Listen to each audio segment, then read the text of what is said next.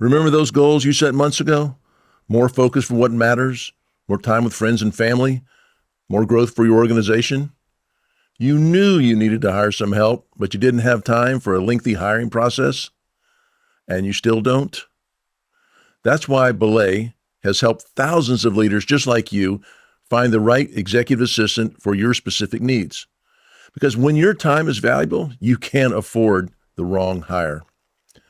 Belay's U.S.-based executive assistants handle everything from inbox management to travel planning and project coordination, so you can stop managing the details and start leading with vision.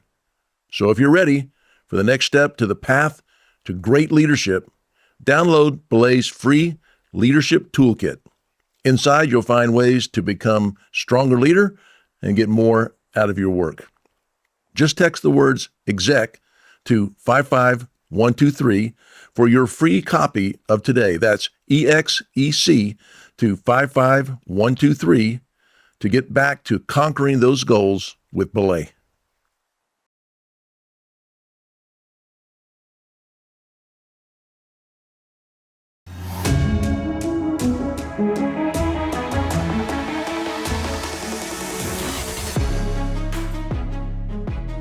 Welcome to the Maxwell Leadership Executive Podcast, where our goal is to help you increase your reputation as a leader, increase your ability to influence others, and increase your ability to fully engage your team to deliver remarkable results. Hi, I'm Perry Holley, a Maxwell Leadership facilitator and coach. And I'm Chris Goede, Executive Vice President with Maxwell Leadership. Welcome, and thank you for joining. I am super excited about what we're going to cover today in our podcast. As you guys know, Perry creates this content. We talk about the fact that influence is leadership, leadership is influence, and we talk about it like everybody is the same type of leader or can be. Mm-hmm. And to some extent that's true, but today we're going to talk a little bit about a differentiator that we think you just need to be aware of. So I'm super excited about that. Before we get started, I want to encourage you to go to maxwellleadership.com/podcast. And there, if you click on this episode, there'll be a form. If you have a question, comment for Perry or I, some content, or you want to learn more about the 5 levels of leadership, which is the framework of what we set for every culture inside the organization, you can leave a comment there and we will follow back up with you. Well, today's topic is titled Leaders Who Attract Leaders. Hey. And as I was talking about in my opening statement, there are leaders that attract followers and like to lead followers. And then there are leaders who attract other leaders. And we're going to kind of unpack this for you a little bit today because we see it all the time, Yeah. in and across every industry, every size company. And so I love that we're going to unpack this. It does remind me of 2 laws that John has for the 21 laws of leadership. We say it like that. The book is really 21 irrefutable laws of leadership. We don't like to say the word irrefutable. It takes too long. But if you have not read that book, I want to encourage you. You said it twice in a row pick it up. beautifully, though. I know. Well done. It's part of my job requirement.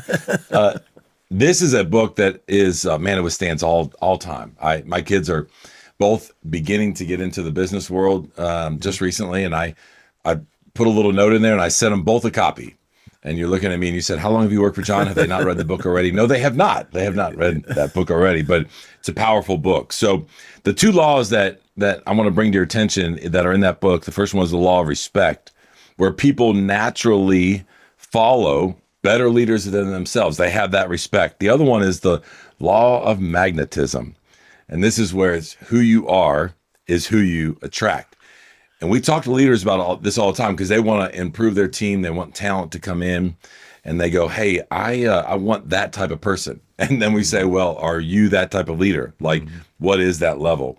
And so it's not who that you want often that you attract. It's more of who you are. So excited to dive into this content for you today. It's funny, we do group coaching as well as individual. But 2 of my groups are I gave them an option and they wanted to do the 21 laws. So you read like 3 laws. We do 8 months and we got 3 laws a month type of thing and a couple of 2 law months if you do the math. I was in my head there just for a minute. And I was like, but we just were doing one this morning and it was on the law of magnetism. So I love that about who you are is what you attract and thinking about this. But you think about leaders who attract only followers are never really able to do anything other than what they can personally touch or supervise. You're all the only one there. And John talks a lot about when you develop other leaders, you multiply. Instead of adding, you're multiplying yourself. So I thought we would bounce some characteristics of attract leaders and leaders who attract followers and let you bounce those around. I'll give you some ideas on those. But first one was that leaders that attract followers, I'm finding, need to be needed. And leaders that attract leaders want to be succeeded. Got that from John, but I love that. Is it a personal insecurity thing? What's going on there? I think this, coming back to the 5 levels of leadership, I think that this is a leader that at level 1, right, because of the title, because of the ability to command and control, the ability to kind of steer the ship with hands-on, this is what they get excited, this is what they focus on. And we talk about this. These are leaders that they stay right there, and there's a lot of them in corporate America. And so they absolutely feel like they need to have control. And so one of the things I wrote down here was, this is a self-centered leadership more than a sustainable growth, right? Leadership. It's about them. It's all self-centered. How can we serve the leader? What looks best for the leader? And it really goes against everything that we teach, because we talk about all the time, how do we get to a place where you have level 1 leadership, but then increase your influence in order to grow?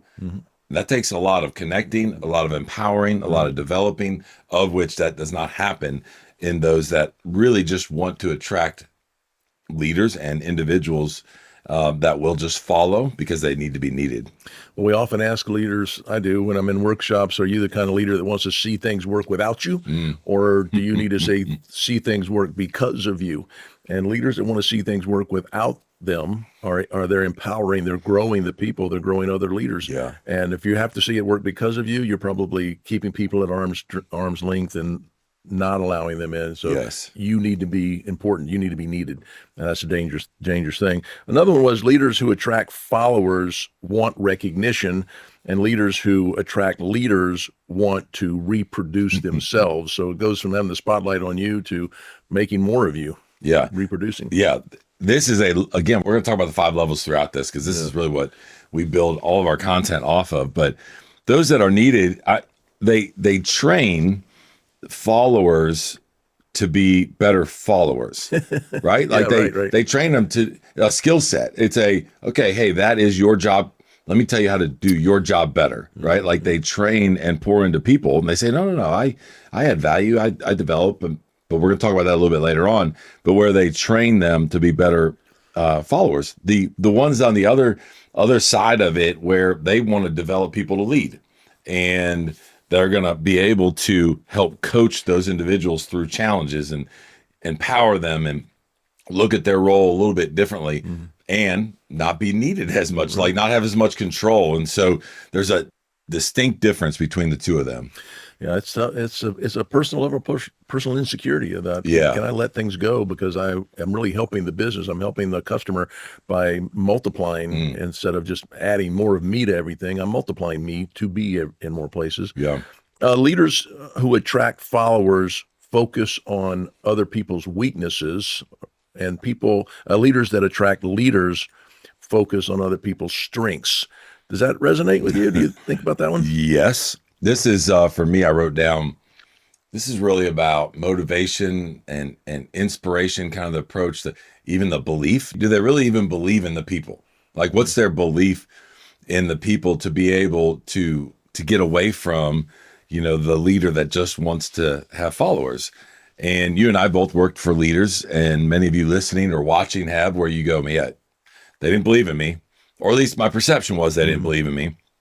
There was no inspiration, no motivation behind it, because they wanted me to kind of just stay in my little role, stay in my little lane, continue to be, that follower of a leader. Versus, you think about leader that leverages the strengths of people. That's why we're sitting here today. Your strength is content. Mine is not. Right. And so a long time ago, we talked about this. I could have said, no, it's my podcast. But I asked for Perry's help, and that's his sweet spot with our content, with the podcast, is his strength.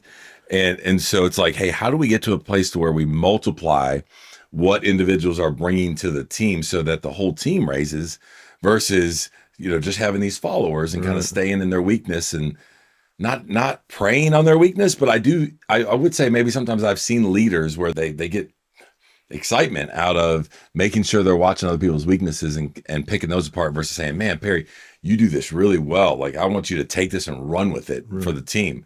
And so I think there's a big difference in there. And I think the underlying thing is around belief. So what you're saying, if you'd have done content, this would have died a death a long time ago? We would, you know how we're at like over 350? We wouldn't have made it past 35. Okay. So that's what I'm saying. But your point is a good one that I remember having this discussion. I wrote the first two and I said, no, you want to write? I didn't want to take it away. It was your podcast. I didn't want to take it away from you. But you said, no, what's your strength is content. And I said, and your strength is reacting against content. You bring a very good point of view. You said, I'm not the creative. I said, well, I am the creative. Yep. And you said, but I'd like to react against what you create. I thought, beautiful. Now we just understand what we're doing. We didn't play anybody had a weakness there. But I think about leaders I've worked for that if they call out, they're playing off your weaknesses. They want you to remain a follower. Yeah, they're pushing you down. They're reminding you almost that you don't have what it takes. Here's where you're weak. Yeah. But that leader that calls out your strength is calling you to a higher level. I'm challenging you to do more. You have a next level. Call out my weaknesses, you've attained your level, and you're not good. Yeah. You call out my strengths, you're pushing me to a higher level. I just love that. Yeah, it's great. Hey, podcast listeners. Many of you listening right now would probably love the autonomy that comes with owning your own business or becoming a coach that helps other businesses succeed. Well, we have a phenomenal strategy where you are 100% in control of your own business, earning income on your own terms, and have access to the people, tools, and resources you need to build a thriving leadership development business. When you become a Maxwell Leadership Certified team member, you join a global community of entrepreneurs led by our expert team of mentors and faculty, including John C. Maxwell. You'll also get one of the top leadership certifications in the world next to your name, giving you the boost you need to get started. Visit us online at maxwellleadership.com/join the team to find out more. So leaders who attract followers spend time with others. Leaders who attract leaders invest time. So this is a spend versus invest. Yeah, this, again, I'm going to talk about now level 4, where we talk about kind of reproducing ourselves as leaders. And when you do that, you gain influence with people. And in some of our training and some of our coaching and even the content that you have created for us, we talk about the difference between training and developing. And I mentioned a little bit earlier, I was like, hey, we want to train them to be better followers. You still have to have training, and you still have to have a skill set where you're investing in and making them better at their role. But the next step is, are you willing to then invest your time and develop them? And I think what ends up happening is we all want to invest our time. And when you make an investment, you want to know what the return on investment is. Exactly. Yeah. And so by going that route, a training is they're going to do their job a little bit better. So by the way, they're just following you, your leadership, they're falling in line with the team. When you begin to develop and you invest your time in them, you're going to start seeing if you do it the right way, their wings kind of spread. They're going to have more opportunities. They're going to get opportunities maybe even outside of your team. And are you willing to do that? And I think what ends up happening is when you do that, you become a leader of leaders versus a leader of followers. Okay. Do you find that the word, as I'm hearing you speak, the word intentionality, intentional jumps out at me, is that when I'm coming into contact with anyone on my team, my peers, my boss, anybody, it's tempting to just want to hang out. Or just, blow time with you. I'm in your presence, whatever. But intentional says, I'm thinking, what's my investment strategy with you? So I know I'm going to spend time with Chris Goede today. What am I going to do? What questions am I going to bring? What topics are we going to cover? How can I make common ground? How can I make a connection? How can I be intentional about these minutes? Did we blow some time talking about the ball game and what we did last week? Of course. Yes. There's small talk for sure. But I think the real people that are attracting leaders are saying, I'm being intentional about my conversations with people. And wouldn't you agree that as you begin to build that leadership tree, that you have to be intentional because you have more and more leaders that are on your team and you're attracting them, and you're going to have less and less time because your responsibilities are no doubt probably growing through the organization. And so that means you're going to have some time constraints. So when you do have time, or the fact that you need to make time to invest in people, you better be intentional about it, because otherwise you're just going to be spinning your wheels. Another one says that leaders who attract followers may experience some success, but leaders who attract leaders will experience incredible success. So it's not that you'll be without success if you just have a bunch of followers, but it looks like there's an amplification of success when you have leaders. John talks a lot about this when it comes to, going from success to significant. And that means a lot of things to us here at Maxwell Leadership. But I think there are men and women that are on our team, on your team, if you're listening or watching us, that if you think about it, you absolutely could have some success with them. But to really multiply that success, not only for your team and your organization, but also for them personally. And you take them on that journey of success to significance in whatever they're doing, 100% there's a difference. And I think from being a leader of leaders, you want to see people go from being successful to and a successful follower. And by the way, we are all followers, right? Like, anyways, everybody in the entire earth is following somebody. Right. And so what does that look like? The other thing is around this is that you and I talk a lot about culture. And I think that this point you bring to us right here of saying, hey, yeah, you're going to attract followers and you're going to have some success. But if you really attract leaders and you multiply that success, that permeates throughout your culture. And then pretty soon it's just going to begin to multiply the type of culture you have and the leaders that you have. And if you do it in a way where they just have limited success, at times they're going to feel like they're stuck. They have a win here, but then they're stuck. They're going to be fearful of making mistakes to try to do things differently. Whereas if you're about leading leaders, there's going to be a lot of trust, a lot of ownership, a lot of growth. And so I think there's just a completely different mindset when you look at it like that. As I'm hearing you talk, I think we use the word attract leaders. Our brain naturally goes to, you mean somebody with a title? We're going to go other. No, this is, even if I'm a leader of a team, I want everybody on that team to be thinking like a leader, which is they're developing their influence, they're developing their thinking, they're developing their communication, they're developing their team play. They are acting like leaders. Maybe one day will they have a title and multiply my organization with a leadership pipeline? Perhaps. Yeah. But if I had everybody on my team, I'm attracting people that have a leader mindset, that are high influential people, even though they may not have a title. Yeah. They're leaders from the middle. Love that. Yeah. Well, as we wrap up, Perry and I don't want you to ever forget that it starts with your own personal growth. And I think that's tied into this, is that as you gain influence and you become a leader, the only way for you to really attract leaders and to get comfortable leading leaders is to make sure that you are growing yourself. Like, you are continuing, find yourself an executive coach, find yourself content that you can dive into, whatever it might be, so that you are growing yourself, because it goes back to what we talked about. You attract magnetism, you attract who you are, not what you want on your team. And so we got to make sure that it starts there first. I think the other thing is that what type of leadership legacy do we want to leave? We talk about that around Maxwell Leadership a lot because of where John is and what's the legacy that he has left and that he wants to leave with people. And it's about multiplication. It's not just status quo or 1+1, right? I mean, it's gotten to a point because he's leading leaders. And then I'm going to close with this statement. I've heard you say this before, and I wrote it down. And I may not phrase it exactly like you do in your training or your coaching, but I wrote down, do people rise because of the leader or in spite of the leader?